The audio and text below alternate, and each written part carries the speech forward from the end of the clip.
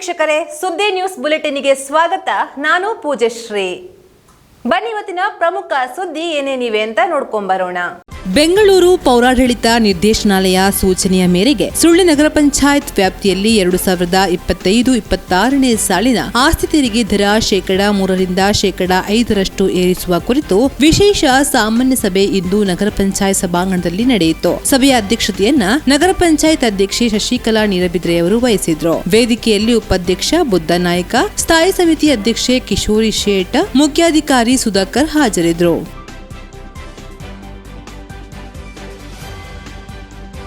ಜಾಲ್ಸೂರು ಗ್ರಾಮದ ಆರ್ತಾಜೆ ಪರಿಸರದಲ್ಲಿ ಸುತ್ತಲಿನ ಕೆಲ ಮನೆಗಳಿಗೆ ಕಳೆದ 6 ತಿಂಗಳಿನಿಂದ ದೈನಂದಿನ ಕೆಲಸಗಳಿಗೆ ನೀರಿಲ್ಲದೆ ಪರದಾಡುತ್ತಿದ್ದಾರೆ. ರಸ್ತೆ ಅಗಲೀಕರಣದ ವೇಳೆ ಕೇಂದ್ರ ಸರ್ಕಾರದ ಮಹತ್ವಾಕಾಂಕ್ಷಿ ಯೋಜನೆ ಜಲಜೀವನ್ ಮಿಷನ್ ಇದರ ಪೈಪ್ ಲೈನ್ಗಳನ್ನ ತೆಗೆದುಹಾಕಲಾಗಿತ್ತು. ಬಳಿಕ ಮರುಜೋಡಣೆಯ ಕೆಲಸವಾಗಿದ್ರೂ ನೀರು ಮಾತ್ರ ಸರಿಯಾಗಿ ಬರ್ತಾ ಇಲ್ಲ. ಇದರಿಂದ ಕೆಲ ಮನೆಗಳಿಗೆ ನೀರು ಇಲ್ಲದಂತಾಗಿದೆ. ಇನ್ನು ಹೊಸಗದ್ದೆ ಭಾಗದಲ್ಲಿ ಕೆಲ ಮನೆಗಳಿಗೆ ನೀರು ಬಂದರೂ ಟ್ಯಾಂಕ್ ತುಂಬಲು 2 ದಿನ ಬೇಕಾಗುವ ಪರಿಸ್ಥಿತಿ ಬಂದೊದಗಿದೆ. ಈ ಭಾಗಕ್ಕೆ 1 ವಾರದೊಳಗೆ ನೀರಿನ ಸಮಸ್ಯೆ ಸರಿ ಮಾಡಿಕೊಡದಿದ್ದಲ್ಲಿ ಸ್ಥಳೀಯರು ಸೇರಿ ಪಂಚಾಯತ್ ಮುಂಭಾಗ ಪ್ರತಿಭಟನೆ ನಡೆಸಲಾಗುವುದೆಂದು ಸುದ್ದಿಗೆ ಸ್ಥಳೀಯರು ತಿಳಿಸಿದ್ದಾರೆ.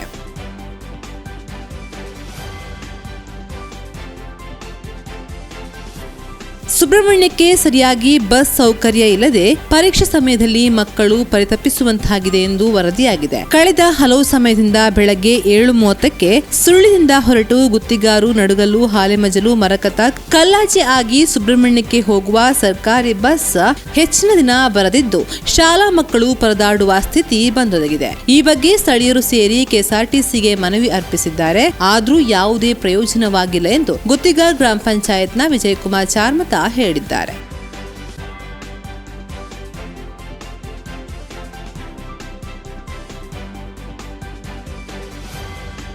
ಆರ್ಥಿಕ ವರ್ಷ ಕೊನೆಯ ತಿಂಗಳ ಮಾರ್ಚ್ನಲ್ಲಿ ಎಲ್ಲಾ ಸ್ಥಾವರಗಳಿಂದ ಪೂರ್ಣ ಪ್ರಮಾಣದ ವಿದ್ಯುತ್ ಬಿಲ್ ಬರಬೇಕಾಗಿದ್ದು, ಎಲ್ಲಾ ಗ್ರಾಹಕ ಮಿತ್ರರು ವಿದ್ಯುತ್ ಬಿಲ್ ತಕ್ಷಣ ಪಾವತಿ ಮಾಡಲು ಹಾಗೂ ವಿದ್ಯುತ್ ಬಿಲ್ ಬಾಕಿ ಇರಿಸಿದ ಗ್ರಾಹಕರ ವಿದ್ಯುತ್ ಸಂಪರ್ಕ ಕಡಿತಗೊಳಿಸಲಾಗುವುದೆಂದು ಸುಳ್ಯ ಮೆಸ್ಕಾಂ ಅಧಿಕಾರಿಗಳು ಪ್ರಕಟಣೆಯಲ್ಲಿ ತಿಳಿಸಿದ್ದಾರೆ. ಬಿಲ್ ಪಾವತಿಸಿ ಮೆಸ್ಕಾಂ ಜೊತೆ ಸಹಕಾರ ನೀಡಿ ಎಂದು ಮನವಿ ಮಾಡಿದ್ದಾರೆ.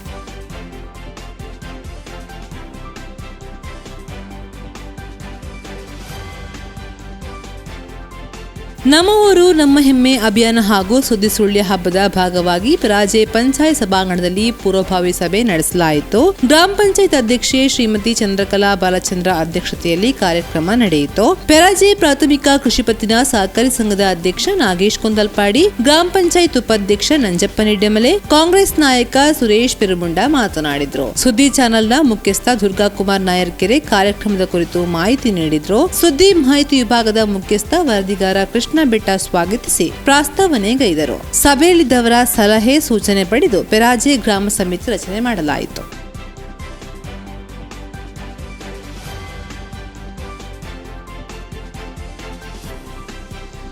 ಕುಮಾರಸ್ವಾಮಿ ವಿದ್ಯಾಲಯ ಸುಬ್ರಹ್ಮಣ್ಯಕ್ಕೆ ಇಸ್ರೋದ ಇಂಜಿನಿಯರ್ ಆಕಾಶ್ ಭೇಟಿ ನೀಡಿದ್ರು. ವಿದ್ಯಾರ್ಥಿಗಳೊಂದಿಗೆ ಸಂವಾದ ಕಾರ್ಯಕ್ರಮ ನಡೆಸಿಕೊಟ್ರು. ವಿದ್ಯಾರ್ಥಿಗಳು ರಚಿಸಿದ ಕೆಲವೊಂದು ವಿಜ್ಞಾನ ಮಾದರಿಗಳನ್ನ ವೀಕ್ಷಣೆ ಮಾಡಿದ್ರು.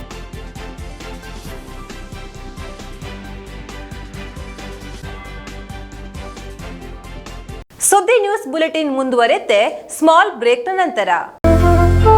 ಅತ್ತೆ, ಇದು ನನ್ನ ಬರ್ಡೇ ಗಿಫ್ಟ್. ಇದೆಲ್ಲ ಜೀವನದಲ್ಲಿ ನನಗೋಸ್ಕರ ತಗೊಂಡ್ಬಂದಿದ್ದಾರೆ. ನಿನ್ ಮೇಲೆ ತುಂಬಾ ಚೆನ್ನಾಗಿ ಕಾಣುತ್ತೆ. ಇದು ತುಂಬಾ ಚೆನ್ನಾಗಿದೆ ಅಲ್ವಾ? ತುಂಬಾ ಚೆನ್ನಾಗಿದೆ.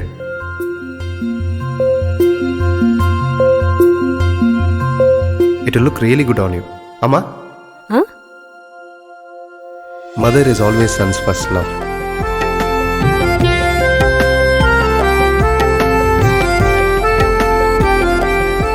ಪ್ರತಿ ಪೀಳಿಗೆಯ ಪ್ರೀತಿಯ ಮಳಿಗೆ ಜಿಎಲ್ ಆಚಾರ್ಯ ಜುವೆಲ್ಲರ್ಸ್. ಬ್ರೇಕ್ ನಂತರ ಮತ್ತೆ ಸುದ್ದಿ ಬುಲೆಟಿನ್ಗೆ ಸ್ವಾಗತ. ಸುಳ್ಯ ಲ್ಯಾಂಪ್ ಸೊಸೈಟಿ ನಾಮ ನಿರ್ದೇಶಿತ ಸದಸ್ಯರಾಗಿ ಭವನಶಂಕರ್ ಕಲ್ಮಡ್ಕ ನೇಮಕಗೊಂಡಿದ್ದಾರೆ.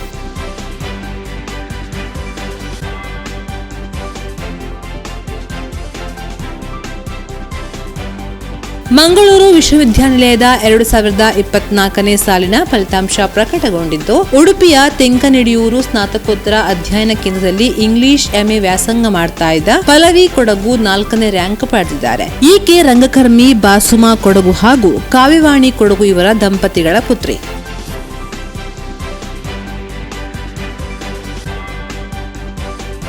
ಶ್ರೀ ರಾಜ್ಯದೈವ ಮತ್ತು ಶ್ರೀ ಪುರುಷದೈವ ದೇವಸ್ಥಾನ ಕಂದ್ರಪಾಡಿ ಕ್ಷೇತ್ರದ ಕನ್ನಡ ಭಕ್ತಿಗೀತೆ ಬಿಡುಗಡೆಗೊಂಡಿತ್ತು. ಈ ಭಕ್ತಿಗೀತೆಯನ್ನ ಶ್ರೀ ಕ್ಷೇತ್ರ ಕಂದ್ರಪಾಡಿಯ ಆಡಳಿತ ಮುಖ್ಯಸ್ಥರಾದ ಕಾಳಿಕಾ ಪ್ರಸಾದ್ ಮುಂಡೋಡಿ ಬಿಡುಗಡೆಗೊಳಿಸಿ ಶುಭ ಹಾರೈಸಿದ್ರು. ನಿರಂಜನ ಕಡ್ಲೂರವರ ಸಾಹಿತ್ಯವಿರುವ ಈ ಭಕ್ತಿಗೀತೆಯನ್ನ ಬಾಲಕೃಷ್ಣ ನೆಟ್ಟಾರ್ ರವರು ಹಾಡಿದ್ದಾರೆ. ಜಾತ್ರೋತ್ಸವ ಪ್ರಯುಕ್ತ ಧ್ವಜಾರೋಹಣ ಕಾರ್ಯಕ್ರಮ ನಡೆಯಿತು. ಈ ಸಂದರ್ಭದಲ್ಲಿ ವ್ಯವಸ್ಥಾಪನಾ ಸಮಿತಿ ಅಧ್ಯಕ್ಷ ಕಾಳಿಕಾ ಪ್ರಸಾದ್ ಮುಂಡೋಡಿ, ಸೋಮಶೇಖರ ಕೇವಳ ಹಾಗೂ ಸದಸ್ಯರು, ಊರ ಭಕ್ತರು ಹಾಜರಿದ್ದರು.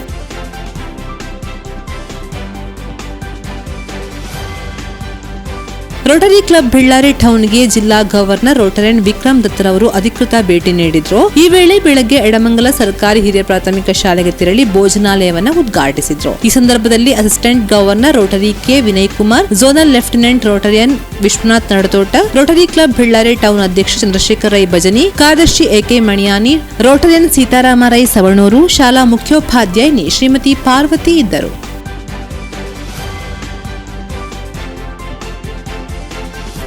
ಬೇಸಿಗೆ ರಜೆ ಸಮಯದಲ್ಲಿ ವಿದ್ಯಾರ್ಥಿಗಳನ್ನ ಮತ್ತಷ್ಟು ಕ್ರಿಯಾತ್ಮಕವಾಗಿ ವಿವಿಧ ಚಟುವಟಿಕೆಗಳಲ್ಲಿ ಪಾಲ್ಗೊಳ್ಳುವಂತೆ ಮಾಡುವ ಉದ್ದೇಶದಿಂದ ಬಣ್ಣ ಹೆಸರಿನಲ್ಲಿ ಬೇಸಿಗೆ ಶಿಬಿರ ಆಯೋಜನೆ ಮಾಡಲಾಗಿದೆ. ಏಪ್ರಿಲ್ 12ರಿಂದ 20ರ ತನಕ ಕಾಯತೋಡಿ ಶ್ರೀ ಮಹಾವಿಷ್ಣು ದೇವಸ್ಥಾನದ ಸಭಾಭವನದಲ್ಲಿ ಶಿಬಿರದ ಆಯೋಜನೆ ಮಾಡಲಾಗಿದ್ದು, ಪ್ರಸಿದ್ಧ ರಂಗ ಸಂಸ್ಥೆಗಳಾದ ನಿನಾಸಂ, ರಂಗಾಯಣ, ರಂಗ ಅಧ್ಯಯನ ಕೇಂದ್ರ, ಶಿವ ಸಂಚಾರದ ನಾಟಕ ನಿರ್ದೇಶಕರು ಹಾಗೂ ನುರಿತ ಸಂಪನ್ಮೂಲ ವ್ಯಕ್ತಿಗಳು ಶಿಬಿರದಲ್ಲಿ ತರಬೇತಿ ನೀಡಲಿದ್ದಾರೆ. 7ರಿಂದ 17 ವಯಸ್ಸಿನ ಮಕ್ಕಳಿಗೆ ಶಿಬಿರದಲ್ಲಿ ಭಾಗವಹಿಸುವ ಅವಕಾಶವಿದ್ದು, ಹೆಸರು ನೋಂದಾಯಿಸಲು ಏಪ್ರಿಲ್ 5 ಕೊನೆ ದಿನಾಂಕವಾಗಿದೆ.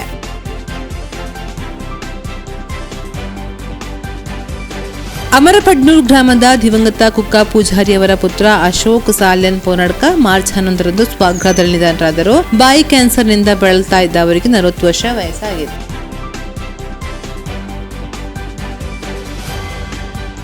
ಮಾಣಿ ಸಮೀಪ ನೇರಳಕಟ್ಟಿಯಲ್ಲಿ ವಾಸವಿರುವ ಸಂಪಾಜಿ ಜೂನಿಯರ್ ಕಾಲೇಜಿನ ನಿವೃತ್ತ ಉಪನ್ಯಾಸಕ ಟಿಕೆ ಗೋಪಾಲಕೃಷ್ಣ ಭಟ್ ರವರು ಅಸೌಖ್ಯದಿಂದ ಬಳಲ್ತಾ ಇದ್ದು ಮಾರ್ಚ್ 10ರಂದು ನೇರಳಕಟ್ಟೆ ಮನೆಯಲ್ಲಿ ನಿಧನರಾದರು. ಇವರು ಸಂಪಾಜಿ ಜೂನಿಯರ್ ಕಾಲೇಜಿನಲ್ಲಿ ಪ್ರೌಢಶಾಲೆಯಲ್ಲಿ ಗಣಿತ ಮಾಸ್ತರ್ ಆಗಿ ಪದೋನ್ನತಿ ಹೊಂದಿ ಜೂನಿಯರ್ ಕಾಲೇಜಿನಲ್ಲಿ ರಾಜ್ಯಶಾಸ್ತ್ರ ಉಪನ್ಯಾಸಕರಾಗಿ ಸೇವೆ ಸಲ್ಲಿಸಿ ನಿವೃತ್ತರಾಗಿದ್ದರು. ಇವರಿಗೆ 68 ವರ್ಷ ವಯಸ್ಸಾಗಿತ್ತು.